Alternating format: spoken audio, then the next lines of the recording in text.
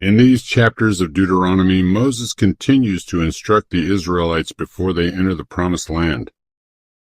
He emphasizes true worship, justice, obedience, and covenant loyalty. Through these laws and warnings, the holiness of God is revealed, and his desire for a people set apart is made clear. Moses raises his voice with clarity and solemnity. These are the statutes and ordinances you must diligently observe in the land the Lord has given you.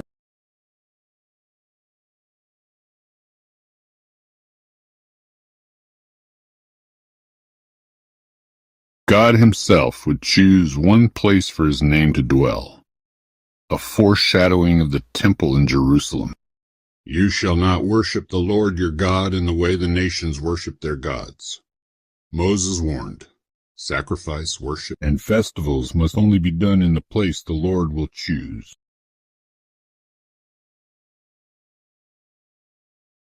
This anticipates the church's understanding of right worship, that God is not worshipped however we please, but through the sacred liturgy. He established, just as Israel had one altar, Catholics have one Eucharist, one sacrifice of the Mass. If a prophet or dreamer arises among you, Moses warns, and leads you to worship other gods even if signs or wonders follow, do not listen. Even family members or friends who entice others to idolatry were to be removed from the community. This might seem harsh to modern ears, but it underscores a key truth. Fidelity to God is worth more than human approval. Jesus also warned about false prophets and told us to cut off anything that causes us to sin. Cf. Matthew 5:30. Idolatry today may not be golden calves. It may be power, money, or self-importance. You are children of the Lord your God, Moses declares. As a holy people, Israel was to eat only what was clean. Moses repeats the laws regarding animals that could be eaten. Moses then reinforces the tithe. You shall set apart 1/10 of all the produce of your field to learn to fear the Lord always. If the place of worship is far, they may convert the tithe into money and rejoice in the Lord's presence. Every 3rd year, a special tithe was for the Levites, foreigners, orphans, and widows. These laws reminded the people that even their food and wealth belonged to God. Catholics are called to the same spirit of generosity. Moses speaks of mercy and justice. At the end of every 7 years you shall grant a release. Debts were to be forgiven, slaves set free, and generosity shown to the poor without a grudging heart. A remarkable command follows. There shall be no poor among you, if only you obey the voice of the Lord. If a Hebrew slave had served 6 years, the 7th year was his freedom accompanied by gifts and blessings.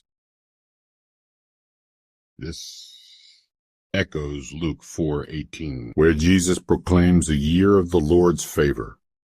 The Church continues this call through Jubilee years and by urging care for the marginalized and indebted.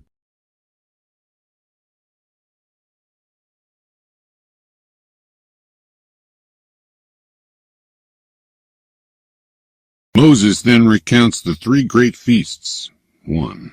Passover, a remembrance of the Exodus. The people were to sacrifice the lamb and eat unleavened bread in the place God chooses. 1. Feast of Weeks, Pentecost, celebrating the grain harvest and God's blessing 50 days after Passover. 1. Feast of Tabernacles, Booths, a joyful week-long festival of gratitude remembering the wilderness journey. 3 times a year, all men were to appear before the Lord. They were to bring gifts in proportion to how God had blessed them. Moses reminds them of justice. You shall not pervert justice. Justice you shall pursue. These feasts are fulfilled in the paschal mystery of Christ, his passion, resurrection, and the outpouring of the Holy Spirit at Pentecost. The Church's liturgical calendar is rooted in these sacred times. Moses sets forth laws regarding worship and leadership.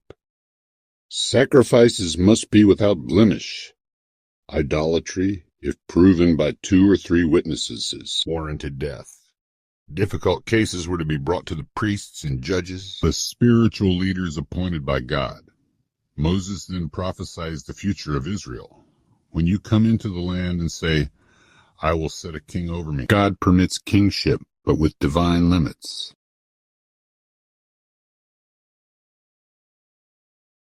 He must write a copy of the law and read it daily. He must fear God and not exalt himself. This foreshadows Christ the King, who is humble, obedient, and servant-hearted. It also points to the authority of the magisterium, guided by God in teaching truth and justice. In Deuteronomy 12:17, we witness God's call to right worship, compassionate justice, and covenant fidelity. As Catholics, we find in these chapters echoes of our sacramental life, the authority of the Church, and the moral law written on our hearts. You shall be holy, for I, the Lord your God, am holy. Let us listen with faith, obey with love, and worship the Lord as he commands.